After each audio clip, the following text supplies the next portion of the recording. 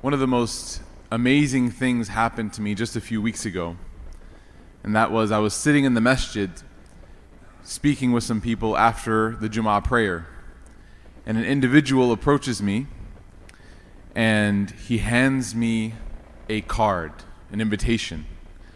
And I look at the invitation, and it's a wedding, mashallah. And as you know, when people get married, everyone gets very excited. They get the cards printed with the date on it so that they let you know what date you can come to the wedding. So I looked at the card and I looked at the date, and I instantly knew when I saw the date for the wedding that I was not available to attend. So I looked at the brother and I thanked him. I said, "Thank you for taking the time and generously inviting me to celebrate with your family, but I won't be able to make it." And he had the most strange look on his face when I said this. He said, "How do you know you're scheduled that far in advance?"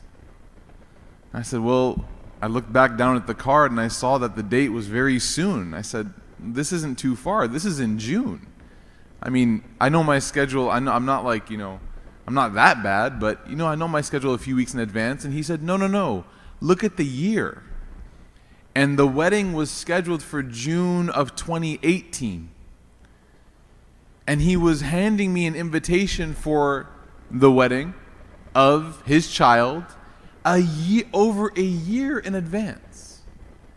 And subhanAllah, the first thing that I thought of was how excited must a person be to think and plan. And if you've ever been part of a wedding plan, it takes up a big majority of your energy and your resources and your time. And this person has started the process of planning their wedding over a year in advance.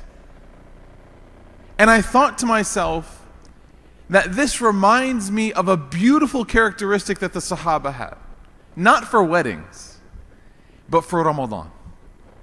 That when you think of the month of Ramadan, a lot of us, may Allah subhanahu wa ta'ala allow us to see Ramadan, we look at our calendars, we look at our watches, and we fail to realize sometimes until it's too late that Ramadan is approaching very quickly.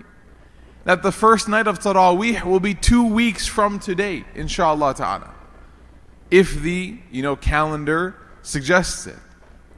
And we think to ourselves, man, it feels like we just did Eid. It feels like Ramadan just ended.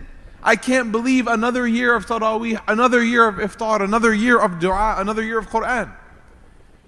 And when we look at the culture of the companions of the Prophet Muhammad sallallahu alaihi wasallam, as interesting as excited as this brother was for the wedding of his child, the Sahaba had a very similar outlook with their month of Ramadan.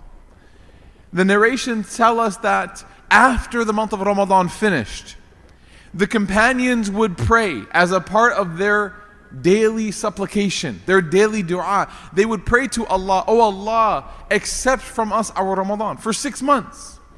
They would be so concerned that their Ramadan was not accepted that they would actually spend the next 6 months, 180 days, asking Allah, "Oh Allah, accept our Ramadan."